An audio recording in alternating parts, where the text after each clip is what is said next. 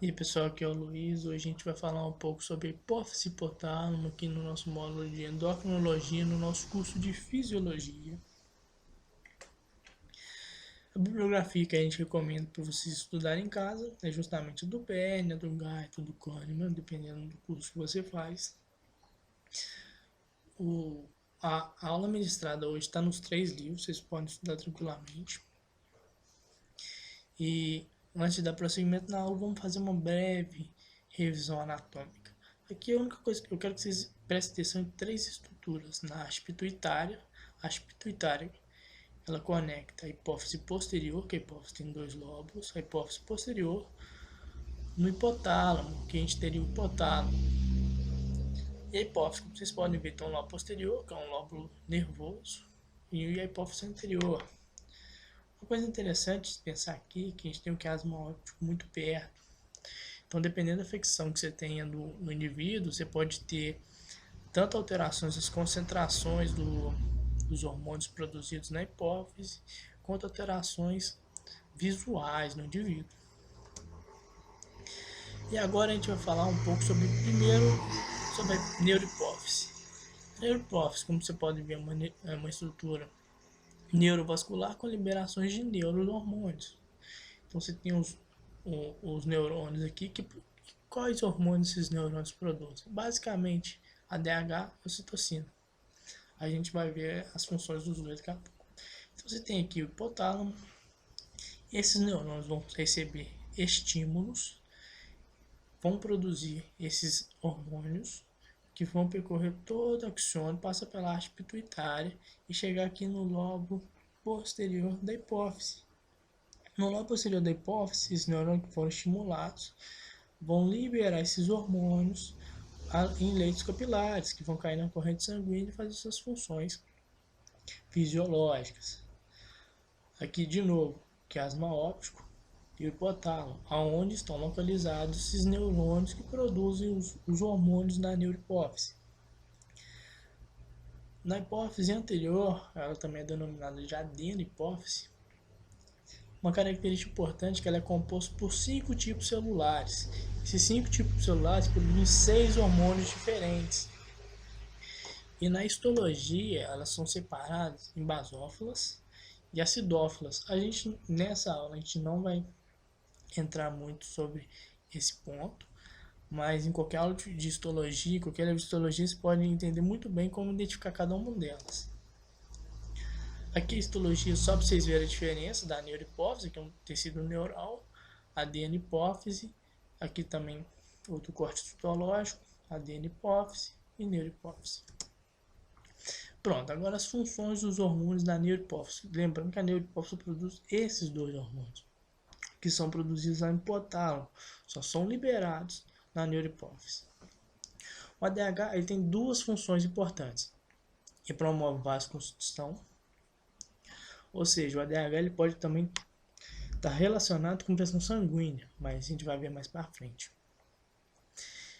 E ele também estimula a reabsorção de água. A reabsorção de água, você vai aumentar o volume e isso também está relacionado com pressão sanguínea. Ou seja, o ADH ele é um hormônio importante na homeostase da pressão sanguínea também. Só que a função direta dele é a reabsorção de água. Se você pensa no ADH, pensa na reabsorção de água. Como que ele vai fazer isso? Tem um receptor nas células renais que se chama aquaporina. No caso é a aquaporina 2. Ele vai fazer com que esse receptor seja expresso na membrana e a água vai passar do meio com gradiente osmótico de maneira passiva. E o outro hormônio é a ocitocina. A ocitocina é um hormônio que induz a contração uterina e a ejeção do leite. Ela vai atuar nesses dois sistemas, tanto na contração uterina quanto na injeção do leite. Agora a gente vai falar de eixo endócrino. Eixo endócrino é importantíssimo a gente entender ele, porque todos os hormônios liberados na adenohipófise vão ter seus eixos endócrinos, e esses eixos endócrinos vão controlar tanto a liberação quanto a concentração plasmática, via feedback que a gente aprendeu no último aula. Então, basicamente, o que a gente tem? Você tem o primeiro hormônio produzido no hipotálamo. Esse hormônio ele pode ser tanto estimulador quanto inibidor do segundo hormônio, que é o hormônio da adenipófise. Esse hormônio da adenipófise, se for estimulado, ele vai ser secretado. Esse hormônio secretado vai vir para a glândula periférica, ou seja, a célula-alvo, vai estimular essa célula-alvo a produzir um terceiro hormônio. E esse terceiro hormônio vai ter suas funções fisiológicas. Aqui, como vocês podem ver, o hormônio produzido na hipófise, ele faz uma retroalimentação de alça curta no hormônio do hipotálamo. Ou seja, esse hormônio aqui estimulou esse hormônio, além de estimular o terceiro hormônio, vai inibir a secreção do primeiro hormônio, para a gente não ter uma quantidade estratosférica do hormônio 2.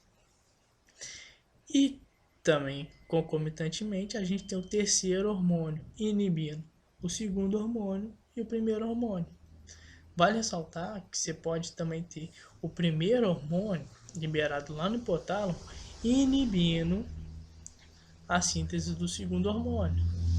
E o terceiro hormônio, ele pode, na inibição dele, estimular esse hormônio que inibe o segundo hormônio. Aqui pode estar parecendo um pouco confuso, mas é muito simples. A gente tem uma cadeia de 3 hormônios, um estimulando o outro, primeiro estimulando o segundo estimulando o terceiro.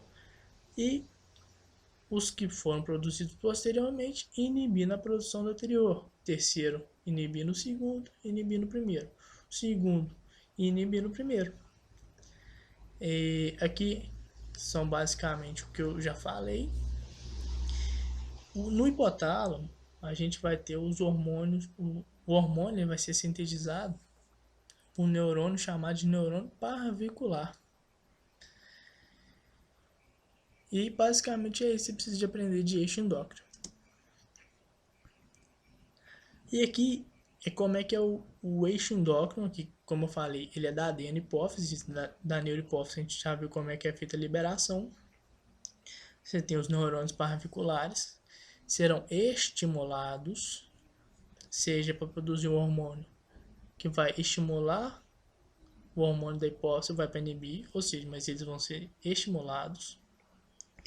O primeiro hormônio vai cair aqui na circulação sanguínea, nos leitos capilares. Como vocês podem ver, os leitos capilares desses hormônios aqui, desses neurônios, eles vão direto para a hipófise. Você não está tendo vaso sanguíneo sendo bifurcado, está indo direto para você otimizar o processo. Neurônio parvicular produziu o primeiro hormônio vai vir aqui para a adenipófise e vai se ligar aos seus receptores. Se ligou aos receptores, vai exercer seu efeito fisiológico, como eu disse. Ou vai estimular ou vai inibir. Se ligou, estimulou ou inibiu, vamos supor que estimulou. O hormônio da adenipófise vai ser secretado no sangue, que vai percorrer a circulação sanguínea.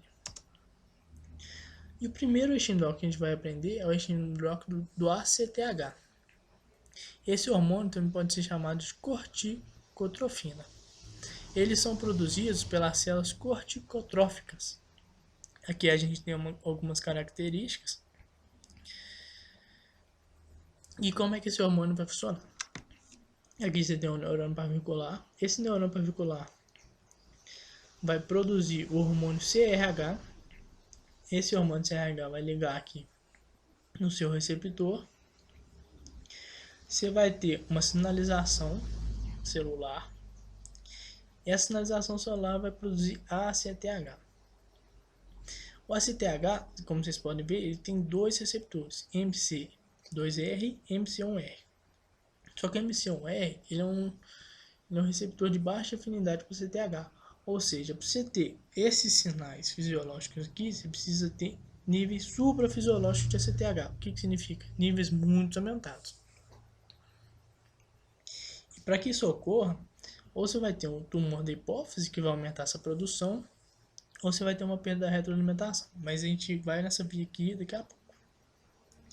Então se produziu o ACTH. O ACTH ele vai lá no córtex da adrenal. Aqui o ACTH ele também estimula outros hormônios da adrenal, principalmente os hormônios andrógenos da adrenal. Só que aqui a gente vai falar especificamente do cortisol, que é o mais importante. Se ligou MC2R, teve outra sinalização celular que gerou cortisol. O cortisol, por sua vez, vai inibir a secreção do ACTH e vai inibir a secreção do CRH lá no neurônio parvicular. As consequências, os sinais fisiológicos do cortisol, a gente vai aprender na aula de adrenal. Aqui a gente só precisa saber do eixo endócrino.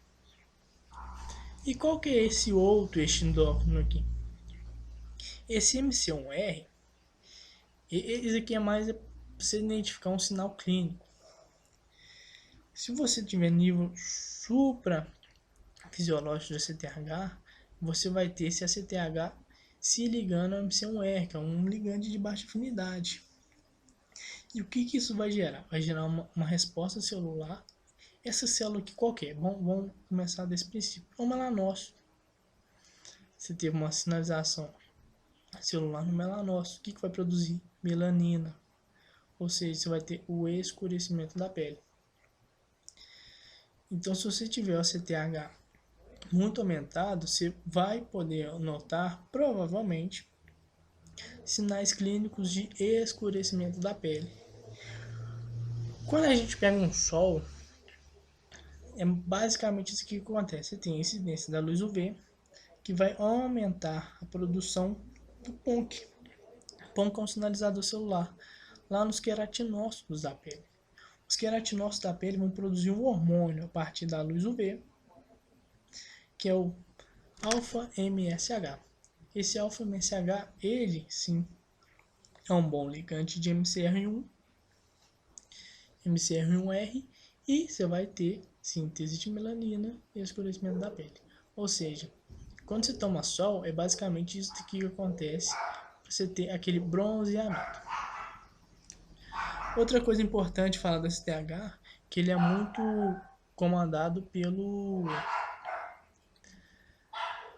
ciclo circadiano. Aqui, como você pode ver, no sono você tem aumento da produção da CTH e durante o dia a gente tem menos. Vale lembrar que essa variável fisiológica aqui é apenas para humanos.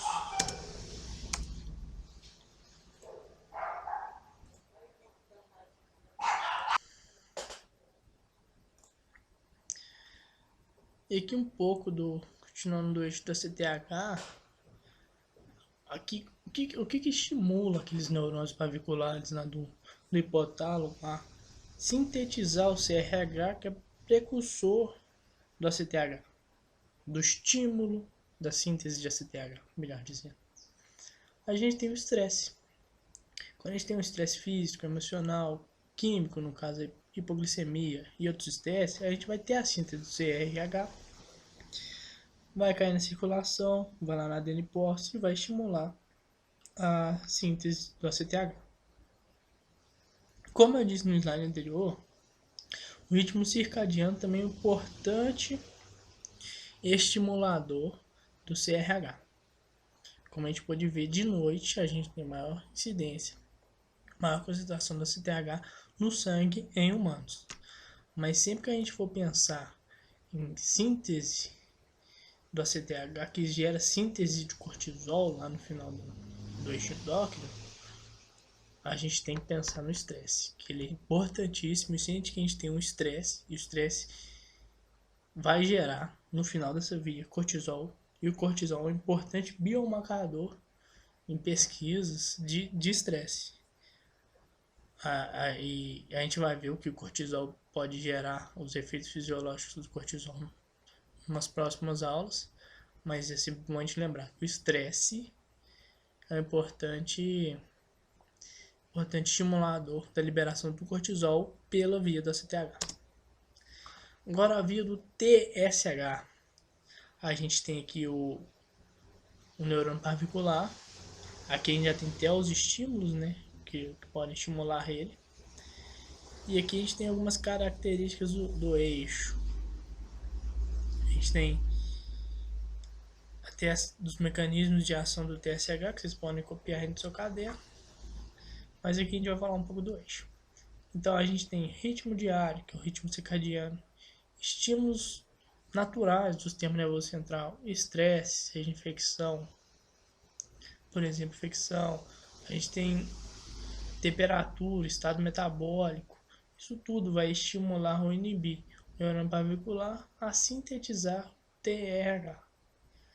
O TRH vai se ligar ao seu receptor, vai ter uma sinalização celular, como sempre acontece, no tireotrófio da pituitária e vai gerar o TSH.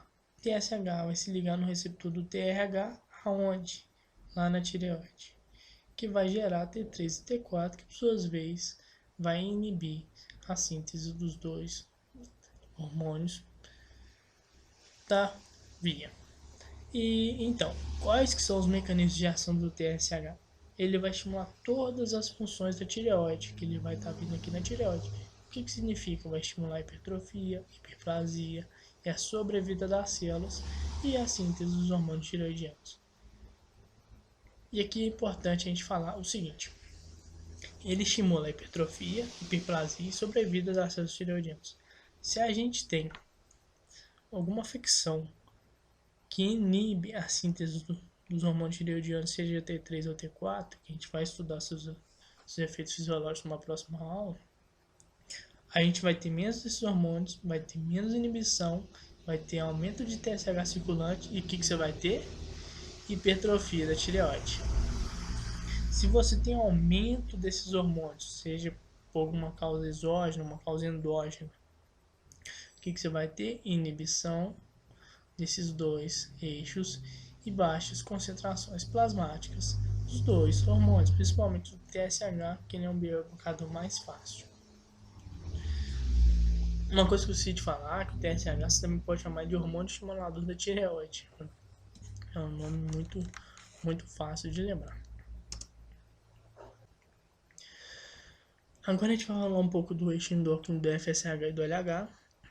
Eles são secretados pelos gonadotróficos, lá na hipófise também, como a gente está falando todos os eixos aqui, de forma pulsátil, como a gente pode ver nessas duas tabelas aqui. A gente tem os picos, e você pode ver que tem o pico, a baixa, tem o pico, a baixa, e eles se ligam aos receptores tanto de um quanto de outro. A via é basicamente simples, a gente tem o GNRH, esse hormônio aqui é o hormônio que eu recomendo vocês decorarem ele, produzido pelo neurônio parvicular, produziu ele, se ligou aos gonadotróficos, os gonadotróficos produziram LH, FSH, vão nas células da gônada, não são as mesmas células, vão produzir os esteroides sexuais, vai ter seus efeitos fisiológicos, e esses esteroides sexuais vão inibir o hormônio 2 e o hormônio 1 da via. Eles, como vocês já devem saber, eles estão relacionados com a espermatogênese e ovogênese, tanto o ciclo menstrual e ovariano, quanto a produção dos gametas masculinos. Agora falando um pouco do eixo endócrino no GH, esse provavelmente vai ser o único que a gente vai se tentar mais aos mecanismos fisiológicos. O GH, diferente dos outros, você tem dois neurônios parviculares aqui, que vão produzir hormônios diferentes. Um vai estar estimulando a síntese do GH e o outro vai estar inibindo a síntese do GH. Então você teve o GRH estimulando e a somatostatina inibindo. Se você tem a síntese do GH, que é produzida pelas células somatotrófos, você vai ter o GH circulante. O GH circulante ele vai inibir o GHRH, que estimula ele. Esse GH ele vai ter vários efeitos fisiológicos no organismo. Um deles é ser transformado em IGF-1. Onde que ele é transformado? No hepatócito, lá no fígado. Então você vai ter tanto o GH tendo efeitos fisiológicos, como a transformação dele em IGF-1, que é fator de crescimento semelhante à insulina, que também vai ter vários efeitos biológicos. Esse IGF-1 ele vai inibir a produção de GH. O GH você pode ver que ele não inibe a produção dele mesmo, mas o GF1 inibe a produção de GH. E o GF1 estimula a produção de somatostatina, ou seja, ele vai estimular o hormônio que inibe o GH. Então ele vai estar inibindo a síntese de GH de duas formas diferentes. E aqui a gente tem os efeitos fisiológicos, tanto do GH no tecido adiposo, fígado, músculo, e o efeito do GF nesses tecidos também. Aqui é muito difícil vocês decorarem isso tudo.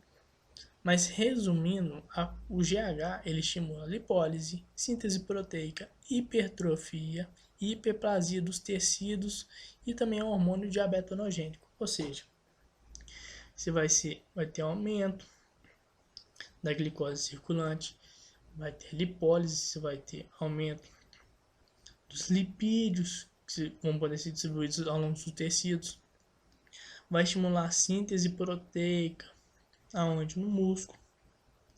Hipertrofia e hiperplasia dos tecidos, é um hormônio que vai estimular o crescimento, é o hormônio do crescimento. E aqui a gente pode ver o quanto ele varia ao longo do indivíduo, aqui numa espécie humana. Você tem do nascimento, você vai aumentando a síntese de GH circulante. Na puberdade, se aumenta muito, você dá aquela espichada, né? Sua avó deve ter falado isso com você. E depois da puberdade abaixa, indo para a idade adulta. E quando você vai ficando velhinho, vai ter menos GH circulante ainda. E aqui o último eixo endócrino que a gente vai estudar, que é o eixo endócrino da prolactina. E você tem alguns hormônios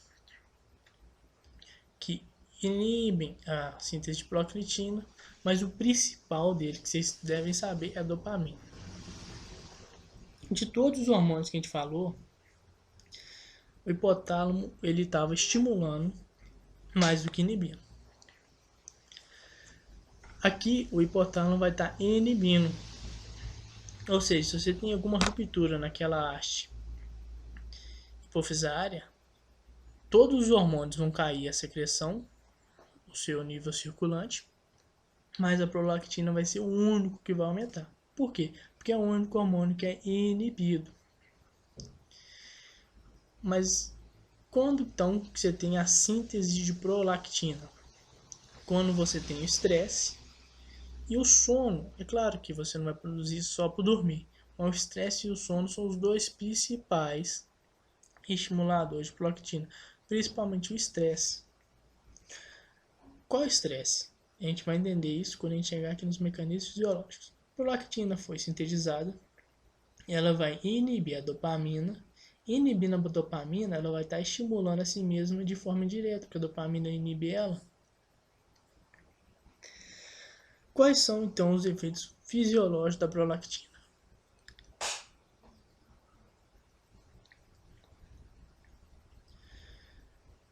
Elas vão atuar no tecido, principalmente no tecido mamário, que ela está relacionada com o desenvolvimento e funcionamento das mamas, ou seja, ela vai desenvolver a glândula mamária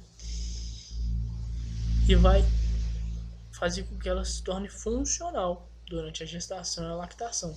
Ou seja, qual que é o estresse envolvido na síntese de prolactina? A gravidez. A gravidez vai ser um estresse relacionado com a síntese de prolactina, que vai se retroalimentar positivamente. E a partir do momento que você já tem ali o neném, a gente tem um reflexo, que é o reflexo de sucção, que ele é um reflexo extremamente interessante. Ele, inclusive, em cadelas, já ouviu relatos de médico veterinário que estimulavam a descida do leite para se ter contração uterina. Como é que é esse reflexo? Você tem o bebê fazendo sucção, então você vai ter contração das células miobacteriais pela lactopoiese, ou seja, síntese do leite, descida do leite. O ato de gerar sucção vai gerar um estímulo que vai em dois neurônios principais, neurônios magnocelulares, que vão estimular a neurohipófise, que vão estimular a síntese de ocitocina. Como é viu, a ocitocina está relacionado com o que? Contração uterina e descida do leite, contração das células miobacteriais da glândula mamária. O outro hormônio, o outro neurônio que eles vão estimular lá no hipotálamo são os neurônios paraviculares, inibindo esses neurônios de secretar dopamina. Inibir a dopamina, o que vai acontecer? Aumento da prolactina. Aumento da prolactina, aumento da síntese de leite. O que você vai ter? Mais leite para o neném mamar. E isso é só uma curiosidade. O aumento da prolactina circulante, ela vai nos neurônios paraviculares relacionados com o GnRH, que é o primeiro hormônio da via dos hormônios relacionados com gonadotróficos, vai inibir a síntese do GnRH. Inibindo a síntese, você vai ter diminuição da ação dos gonadotróficos, diminuição do LH e FSH, e o que você vai ter na mulher? Você não vai ter ovulação. Esse é um tipo de mecanismo que os organismos usam como forma de prevenção à gravidez. É claro que ninguém deve usar isso, mas é interessante a gente ver esses mecanismos fisiológicos. E o que eu tinha para hoje era só isso. Eu espero que você tenha gostado da aula. Se você tiver alguma dúvida, pode comentar. Toda quinta a gente vai estar liberando novas aulas e é isso aí. Valeu!